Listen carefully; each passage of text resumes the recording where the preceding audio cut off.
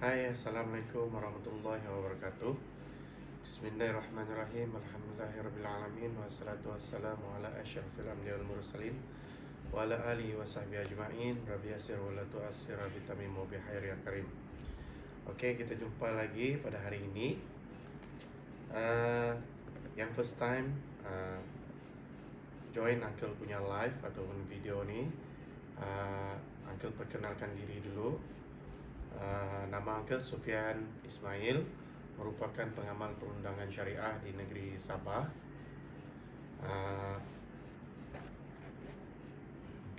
Uncle akan share pada setiap hari untuk semua follower Uncle, supaya mereka ni boleh dapat info mengenai undang-undang syariah di Mahkamah Syariah. Dan hari ini Uncle akan bawa satu isu yang bertajuk harta pusaka. Banyak orang tanya macam mana mau buat satu permohonan harta pusaka. Ada lagi yang tanya macam mana kalau harta tu dibolot oleh waris yang tertentu, macam mana mau buat. So Uncle pada malam ni akan cuba ungkai beberapa tips untuk semua follower Uncle, macam manakah untuk membuat satu persediaan sebelum membuat permohonan pembahagian harta pusaka di Mahkamah Syariah. Okey. Sebelum tu, Assalamualaikum. Sebelum tu kita tekan dulu butang share. Ya, kalau boleh tolong dulu buat watch party supaya ramai lagi boleh join dalam live ni. Tekan butang share Tekan banyak-banyak. butang share banyak-banyak. Watch party lagi, tag kawan-kawan sebelum kita membincangkan isu macam mana, apakah langkah yang perlu dibuat sebelum kita membuat satu permohonan pembahagian harta pusaka. Okey? Okey, Uncle teruskan. Okey. Ada dua elemen penting yang perlu kita kenal pasti sebelum kita membuat satu permohonan pembahagian harta pusaka. Yang pertama, kita mestilah mengetahui senarai waris. Okey, apakah senarai waris? Senarai waris ialah ahli keluarga yang berhak untuk menerima harta pusaka. Yang kedua adalah senarai harta. Mungkin kalau senarai waris ni dia tidak ada berapa banyak masalah. Kita hanya perlu mengetahui siapakah orang yang layak untuk menerima harta pusaka tersebut.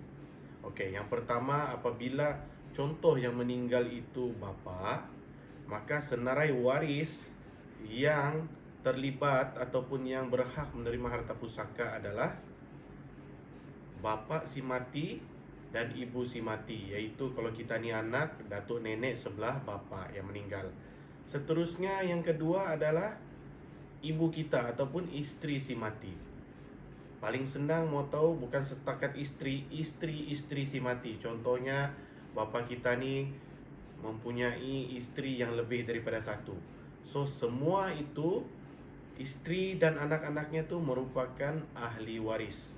Dan yang seterusnya adalah anak-anak. Anak-anak bergantung juga. Seandainya dia ni hanya mempunyai anak perempuan, tiada anak lelaki, maka senarai warisnya akan bertambah. Terutamanya apabila datuk kita ataupun bapa si mati sudah meninggal dunia. Jadi apabila sudah meninggal dunia, maksudnya waris sebelah bapa punya adik-beradik, sama ada lelaki ataupun perempuan, dia juga merupakan ahli waris di dalam pembahagian harta pusaka. Okey. Maksudnya di sini ada dua elemen penting. Yang pertama, kita mestilah mengetahui ahli waris penerima harta pusaka. Yang kedua adalah senarai harta. Yang ini yang kebanyakannya orang ada kemusykilan, sebab dia cakap, "Uncle, bila bapa ni meninggal, kami pun tidak tahu di mana lagi harta-harta dia. Yang kami tahu setakat yang mama tahu. Okey, ada 6 tempat yang perlu kamu kunjungi untuk mendapatkan maklumat harta. Yang pertama adalah KWSP. Seandainya bapa kamu ni bekerja dengan orang, mempunyai majikan. Kalau dia ni bagian pencen, okey, ialah pencen dia tiada duit lah di KWSP. Yang kedua adalah di institusi seperti tabung haji. Kena buat pemeriksaan, bawa sijil mati, lepas tu bagi di pihak tu untuk dapatkan maklumat adakah si mati ini mempunyai simpanan. Contohnya di tabung haji. Tadi Uncle sudah cakap KWSP. Yang seterusnya di ASB, Amanah Saham. Okey, boleh buat carian. Yang seterusnya kita hendaklah membuat carian di Jabatan Tanah. Okey, di Jabatan Tanah pun kita boleh buat carian, bawa salinan sijil kematian untuk buat carian sama ada si mati mempunyai harta ataupun tanah di Jabatan Tanah. Dan yang seterusnya membuat cek ataupun pemeriksaan di JPJ. Mungkin bapa kita mempunyai beberapa kenderaan yang kita tidak tahu, memiliki kenderaan-kenderaan. So boleh cek di JPJ. Yang seterusnya boleh cek, contoh macam di Sabah boleh cek di DBKK. Mungkin bapa kita mempunyai rumah yang mempunyai cukai pintu. Okey, benda ni boleh dibuat pemeriksaan untuk kita memastikan sama ada arwah bapa kita tu ada harta ke tidak. Yang seterusnya adalah di perbankan. Sebab yang pasti apabila bapa kita ni bekerja atau berniaga, duit akan disimpan di dalam bank. Kalau ada 10 jenis bank, 10 bank lah kita cuba buat carian. Sebab kita pun tidak tahu bapa kita ni buka bank di mana. Kalau kita tahu senang. Kalau kita tahu sudah, oh selama dia hidup ni kita tahu dia pernah pergi Maybank, dia pergi mana, so kita boleh directly pergi bank tersebut. Tapi kalau kita sendiri pun tidak tahu, so maksudnya kita kena cuba untuk mendapatkan maklumat keseluruhan bank yang ada berdekatan di kawasan kita itulah. Okey, itu adalah 2 elemen penting. Yang pertama mengetahui senarai waris, yang kedua mengetahui senarai harta si mati. Apabila 2 elemen ini diketahui oleh pemohon, okey, di sini lagi ada jadi satu persoalan. Dorang cakap, okey, kami ni uncle ramai adik-beradik, ada 10 orang. Dan kami ni ada 1 orang mama saja. Jadi dorang bertanya, siapakah yang berhak untuk menjadi pemohon di dalam permohonan pembahagian harta tersebut? Okey, ini uncle jelaskan. Semua ahli waris berhak untuk menjadi pemohon. Dan yang menjadi pemohon biasanya cukup dengan seorang.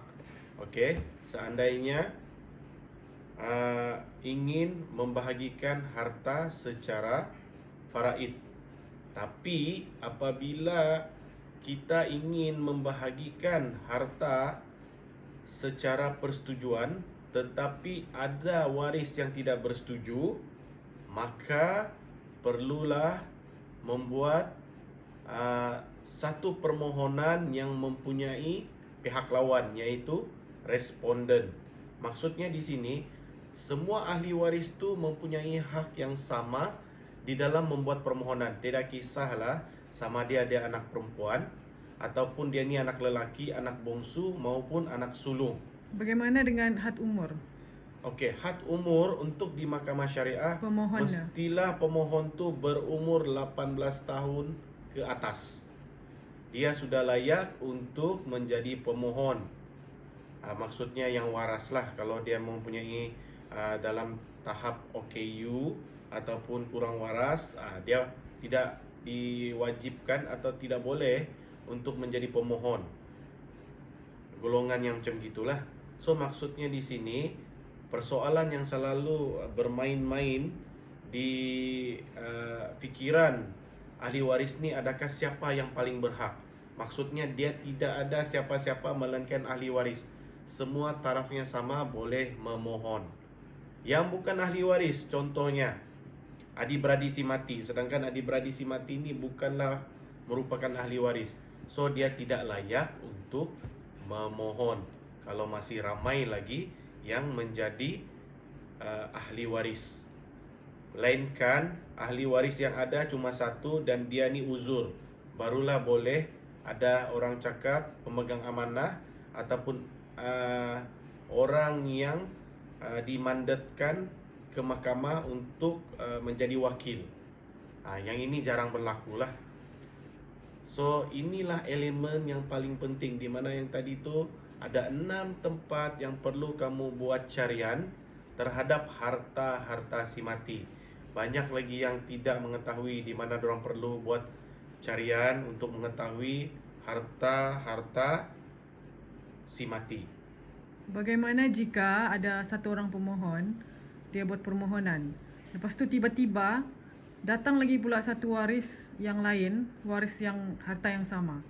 Dia mengaku juga, dia cakap dia lagi berhak. Macam mana tu?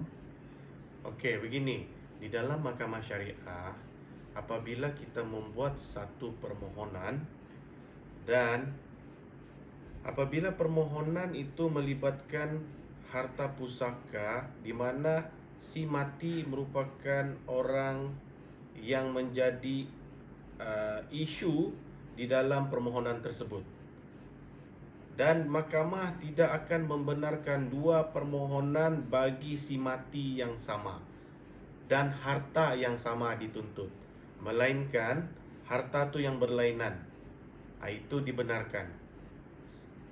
Jadi maksudnya apabila ada dua pemohon, so pemohon yang satu lagi bertelingkah terhadap pemohon satu, mahkamah akan combine permohonan tu untuk menjadikan permohonan tu ada pihak-pihak. Satu pihak pemohon, satu lagi pihak responden dengan tujuan yang sama. Selalunya berapa lama urusan ni kalau pakai peguam dan jika tidak pakai peguam? Okey, biasanya apabila pakai peguam, maka proses tu akan lebih cepat disebabkan oleh pengurusan kes oleh pihak peguam. Sebab peguam ni dia mengetahui seandainya di dalam permohonan untuk pembagian harta pusaka, kebanyakannya orang tidak faham disebabkan perkara ini melibatkan buat. Selalunya dari segi tempoh masa? Kalau ada Tempoh anggaran? masa, kalau selalunya orang yang buat, dia bergantung kepada nilai harta. Kalau nilai harta tu di bawah 100,000, mungkin perkara ini di bawah mahkamah rendah punya bidang kuasa, mungkin kes ni bolehlah pendek di bawah setahun. Itu kalau pakai peguam lah. Betul. Kalau tidak pakai peguam? Kalau tidak pakai peguam mungkin boleh lebih masa disebabkan oleh ketidakaturan di dalam melengkapkan prosiding ataupun dokumen yang diperlukan oleh mahkamah. Jadi itu bezanya apabila memakai peguam lah. Okey, akhir sekali kita ada share dua elemen tu, mungkin next time kita boleh share lagi. Uncle so dalam masa yang singkat ni boleh bagi advice lah. Okey, bagi mereka yang terlibat mempunyai harta pusaka, Uncle advice supaya kamu ni cuba melaksanakan pembahagian tu secara segera. Jangan ditangguhkan sehingga boleh menyebabkan berlapis-lapis. Okey, nanti kita akan buat sharing lagi ya. Okey, ini bukan consultation, ini bukan iklan. Sila tekan butang share untuk beri manfaat kepada orang lain. So saya sudahi dengan Assalamualaikum warahmatullahi wabarakatuh.